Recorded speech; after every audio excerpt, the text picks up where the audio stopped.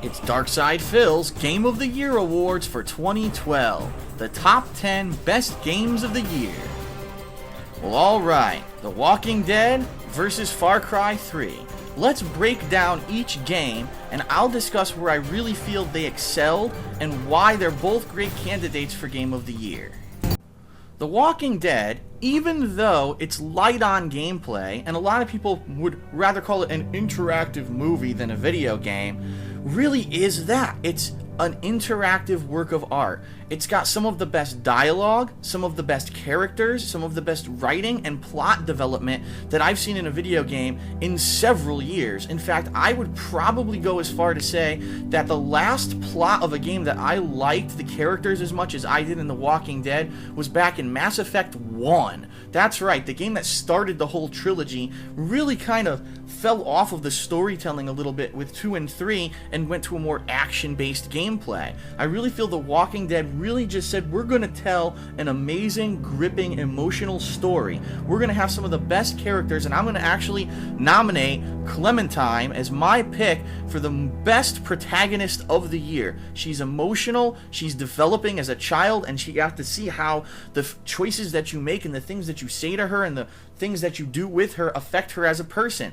She is a completely changed person at the end of the Walking Dead video game than she was at the very beginning. She's matured, she can defend herself, she understands the seriousness of what's going on, and being faced with these crazy life decisions, she's really found a way to man up and take care of the people around her. So, The Walking Dead, really a masterpiece of storytelling. Even though it's light on gameplay, I really feel that, again, the dialogue and the story make this an extremely strong candidate for Game of the Year.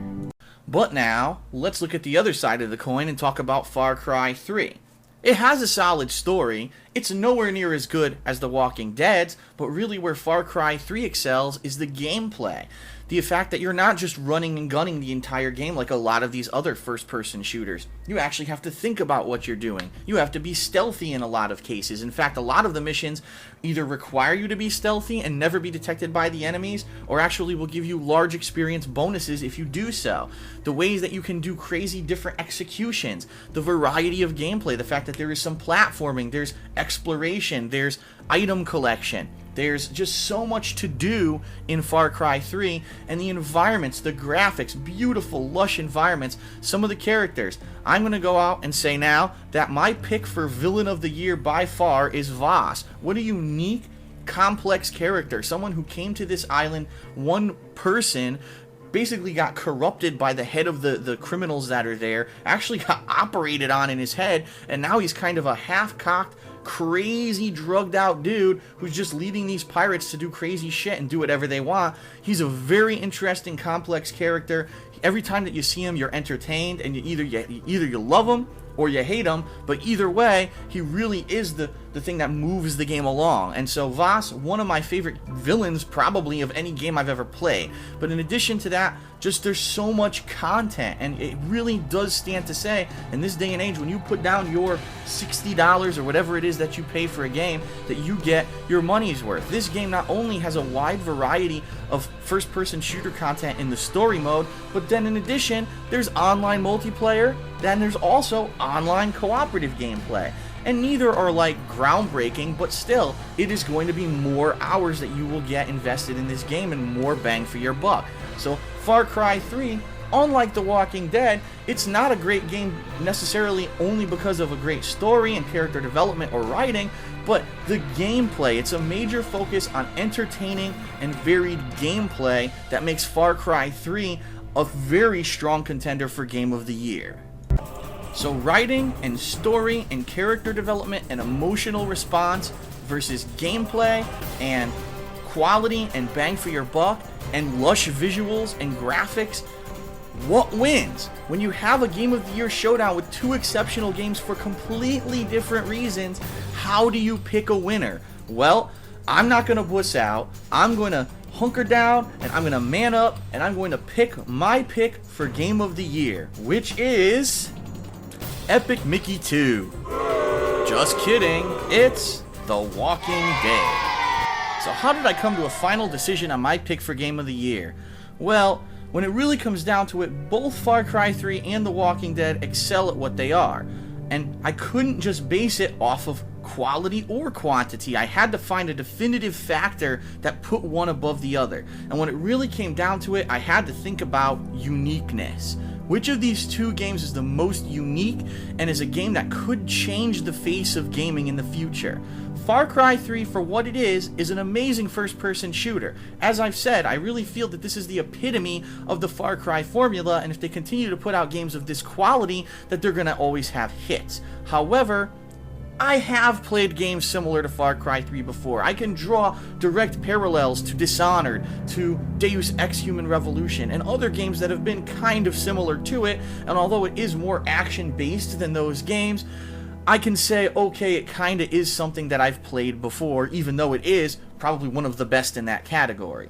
The Walking Dead is an interactive work of art. It is a story that is so gripping, it moves you emotionally. This is one of the few games that I've ever played to move me so much, and I really feel that if games continue to hit this kind of great writing, great character development, and emotional response from the people who are playing it, that games are going to actually start to be more well respected. Let's be honest here. Gaming is a multi-billion-dollar industry. We all know that. We know that games are now making more money than television, than movies, than books, than radio. However, games are still, in this day and age, kind of being regarded as kind of a kiddie thing. You know, people make fun of, oh, everyone's playing Call of Duty or Halo or blah, blah, blah. And it's kind of like, we accept it, but is it really kind of a thing that people say, oh, it's a culturally accepted thing? And the answer is still kind of no. The Walking Dead episodic game from Telltale Games is a step in the right direction, showing that when put in the hands of a great writing team, any game can become a masterpiece. It can become a work of art that grips you, that emotionally changes you. And the good news here is that The Walking Dead did so good this year, sold so many copies, and was so well received by everyone that it's already been officially announced that Telltale Game will be doing a Season 2 of the game, continuing the plot and possibly showing Clementine even grow and develop more as a character in the future. It's not confirmed, but that would be an amazing thing.